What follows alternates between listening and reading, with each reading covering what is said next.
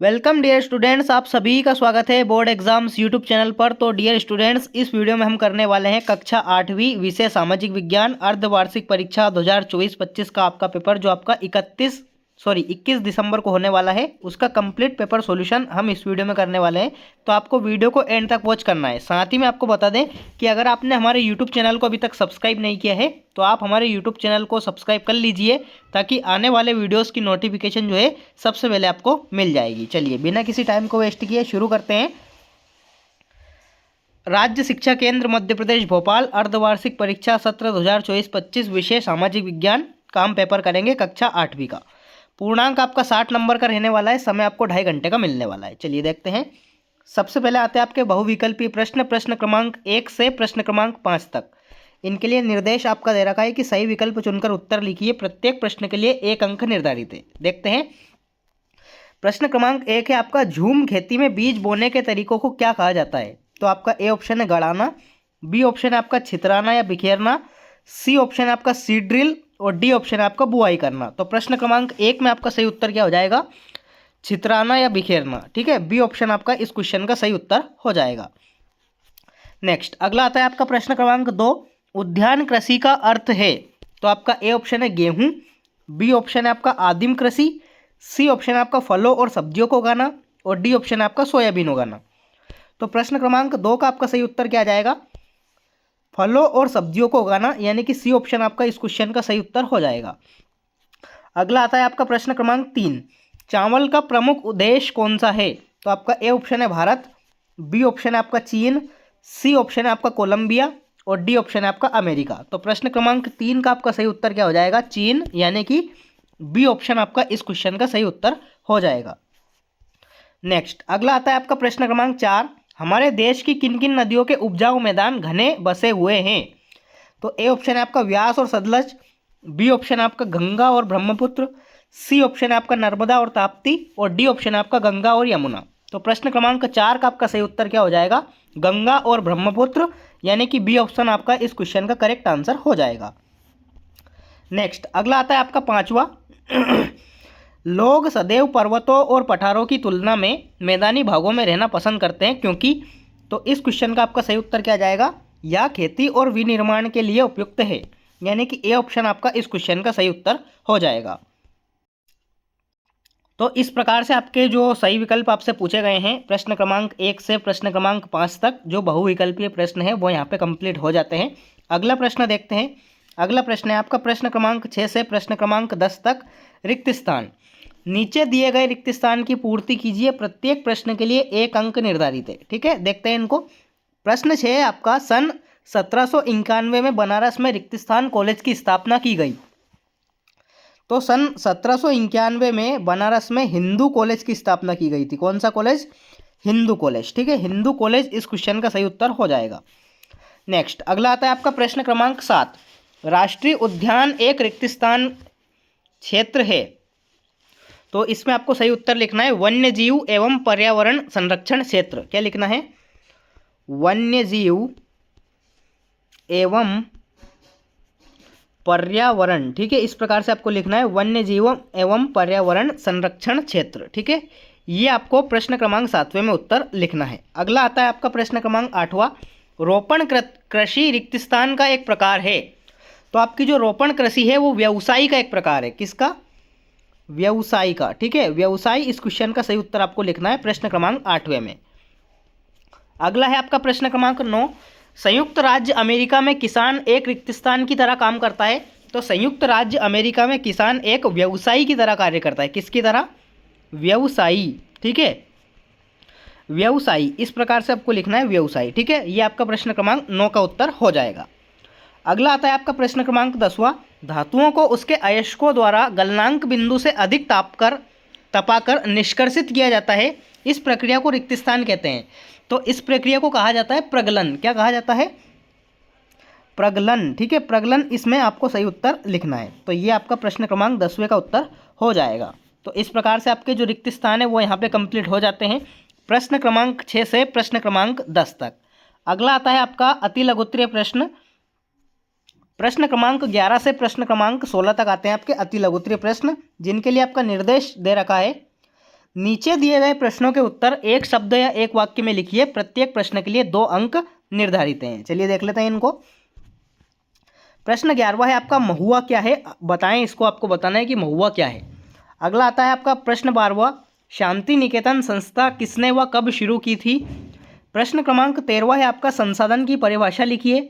अगला है आपका प्रश्न क्रमांक 14वां, मानव निर्मित 5 संसाधनों के नाम आपको लिखना है।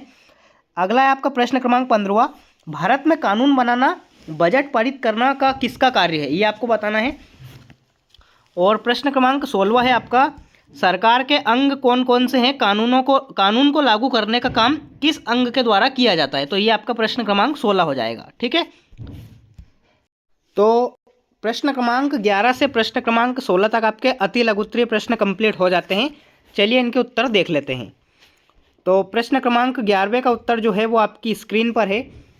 ठीक है, इसका आप अच्छी तरह से स्क्रीनशॉट लेकर इसको याद कर लीजिए। महुआ भारत का एक बहुत ही खास और बहुमुखी वृक्ष है। इसे अक्सर देवी वृक्ष भी कहा जाता है। इसकी खासियत है इसके सुंदर और सुगंधित फूल, जिनका इस्तेमाल कई तरह से किया जाता है। तो ये आपका प्रश्न क्रमांक 11वें का उत्तर हो जाएगा। अगला आता है आपका प्रश्न क्रमांक 12वें का उत्तर, शांति निकेतन संस्था की स्थापना किसने की थी। तो शांति निकेतन संस्था की स्थापना रविंद्रनाथ टैगोर ने सन 1901 में की थी। तो ये आपका प्रश्न क्रमांक 12वें का उत्तर हो जाएगा। अगला आता है आपका प्रश्न क्रमांक 13वें का उत्तर, संसाधन किसे कहते हैं। तो ये आपका पूरी परिभाषा और उदाहरण दे रखे हैं। आपके 3 प्रकार के होते हैं, प्राकृतिक संसाधन, मानव निर्मित संसाधन और सामाजिक संसाधन। ठीक है, तो ये आपका प्रश्न क्रमांक 13वें का उत्तर हो जाएगा। अगला आता है आपका प्रश्न क्रमांक 14वें का उत्तर, मानव निर्मित संसाधन कौन कौन से हैं। तो 5 आपके मानव निर्मित संसाधनों के नाम ये रहे, मशीनें, इमारतें, सड़कें, उपकरण और ऊर्जा। ठीक है, इस प्रकार से आपके प्रश्न क्रमांक 14 का उत्तर हो जाएगा। अगला आता है आपका प्रश्न क्रमांक 15वें का उत्तर। 15वें का उत्तर जो है इस प्रकार से हो जाएगा, भारत में कानून बनाना और बजट पारित करना संसद का कार्य है। संसद में 2 सदन होते हैं, एक होता है आपका लोकसभा और दूसरा होता है आपका राज्यसभा। प्रश्न क्रमांक 15वें का उत्तर ये हो जाएगा। अगला देखते हैं। अगला है आपका प्रश्न क्रमांक 16वें का उत्तर। तो इस प्रकार से आपको प्रश्न क्रमांक 16वें का उत्तर लिखना है। ठीक है, ये आपका प्रश्न क्रमांक 16वें का उत्तर हो जाएगा। अच्छी तरह से इसको याद कर लीजिए। तो आपके प्रश्न क्रमांक 11 से प्रश्न क्रमांक 16 तक जो अति लघुत्तरीय प्रश्न हैं वो यहाँ पे कंप्लीट हो जाते हैं। नेक्स्ट देखते हैं आपके लघुत्तरीय प्रश्न। लघुत्तरीय प्रश्न आते हैं आपके प्रश्न क्रमांक 17 से प्रश्न क्रमांक 22 तक, जिनके लिए आपका निर्देश आता है कि नीचे दिए गए प्रश्नों के उत्तर 30 से 40 शब्दों में लिखिए। प्रत्येक प्रश्न के लिए 3 अंक निर्धारित है। ठीक है, चलिए देखते हैं। प्रश्न क्रमांक 17 है आपका, 1782 में जेम्स रेनल ने भारत का पहला मानचित्र क्यों तैयार करवाया। अगला आता है आपका प्रश्न क्रमांक 18वां, 1757 में प्लासी का युद्ध किसके बीच हुआ था, इस युद्ध में किसकी जीत हुई थी। नेक्स्ट अगला आता है आपका प्रश्न क्रमांक 19वां, ईस्ट इंडिया कंपनी ने भारत में अपने आमदनी बढ़ाने के लिए क्या क्या किया। अगला है आपका प्रश्न क्रमांक 20वां, किस प्रकार के उद्योग सनराइज उद्योग के नाम से जाने जाते हैं। अगला आता है आपका प्रश्न क्रमांक 21वां, धर्म को राज्य से अलग रखना क्यों जरूरी है। 21वां हो जाएगा ये। अगला आता है आपका प्रश्न क्रमांक 22वां, मतदान प्रक्रिया में अमिट स्याही से मतदाता की उंगली पर निशान क्यों लगाया जाता है। तो ये आपका प्रश्न क्रमांक 22वां हो जाएगा। लघुत्तरीय प्रश्न आपके प्रश्न क्रमांक 17 से प्रश्न क्रमांक 22 तक मैंने आपको बता दिए हैं, इनके उत्तर भी आप देख लीजिए। तो प्रश्न क्रमांक 17 का जो उत्तर है वो आपकी स्क्रीन पर है, जल्दी से इसको याद कर लीजिए। इसका स्क्रीनशॉट लेकर आप इसे अच्छी तरह से याद कर सकते हैं। अगला है आपका प्रश्न क्रमांक 18वें का युद्ध, प्लासी का युद्ध किस किस के बीच हुआ था। तो ये आपका ब्रिटिश ईस्ट इंडिया कंपनी और बंगाल की नवाब सेना के बीच हुआ था। तो ये आप इसको याद कर लीजिए। प्रश्न क्रमांक 18वें का उत्तर ये हो जाएगा। अगला आता है आपका प्रश्न क्रमांक 19 का उत्तर, ईस्ट इंडिया कंपनी ने क्या क्या तरीके अपनाए थे अपनी आमदनी बढ़ाने के लिए। तो 3 कारण आपके यहाँ पे दे रखे हैं, आप इनको अच्छी तरह से याद कर लीजिए। व्यापार पर एकाधिकार, भू राजस्व और कंपनी के कर्मचारियों को भ्रष्टाचार के लिए प्रोत्साहित करना। प्रश्न क्रमांक 19वें का उत्तर ये हो जाएगा। अगला आता है आपका सनराइज उद्योग क्या होते हैं। तो आपका ये दे रखा है उत्तर प्रश्न क्रमांक 20वें का, तो आप इसको अच्छी तरह से याद कर सकते हैं। 20वें का उत्तर ये होने वाला है। अगला है आपका प्रश्न क्रमांक 21 का उत्तर, धर्म को राज्य से रखना इसलिए ज़रूरी है, ये वाला कंप्लीट आपको याद करना है। प्रश्न क्रमांक 21 का उत्तर ये होने वाला है। अगला आता है आपका प्रश्न क्रमांक 22 का उत्तर, मतदान प्रक्रिया में अमिट स्याही से मतदाता की उंगली पर निशान इसलिए लगाया जाता है ताकि यह सुनिश्चित किया जा सके कि कोई भी व्यक्ति एक से अधिक बार मतदान न कर सके। ठीक है, तो इस प्रकार से आपको याद करना है। प्रश्न क्रमांक 22वें का उत्तर ये हो जाएगा।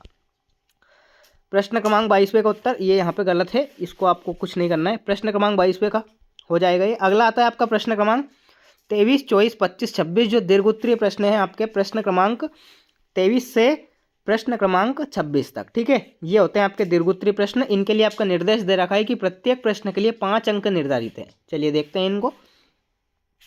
प्रश्न क्रमांक 23वां है आपका 1857 के विद्रोह के फलस्वरूप अंग्रेजों ने नीतियों में क्या क्या बदलाव किए। अगला है आपका 24वां प्रश्न, विश्व में कौन कौन से प्रदेश जल की कमी की समस्या का सामना कर रहे हैं।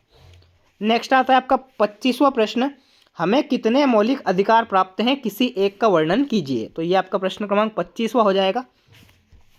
अगला है आपका लास्ट प्रश्न, प्रश्न क्रमांक 26वां, फौजदारी एवं दीवानी कानून में उदाहरण सहित अंतर स्पष्ट आपको करना है। तो ये आपका प्रश्न क्रमांक 26वां हो जाता है, अंतिम प्रश्न, और इस प्रकार से आपका कंप्लीट पेपर यहाँ पे समाप्त हो जाता है।